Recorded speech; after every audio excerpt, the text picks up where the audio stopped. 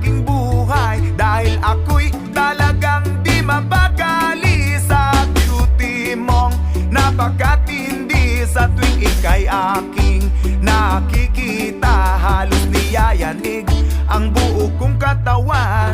At kung sakali mang ako'y ibigin mo, ibibigay ko ang lahat ng iyong gusto. Basta't makita ko lamang na maligaya ka, ito'y malaking kasiyahan sa aking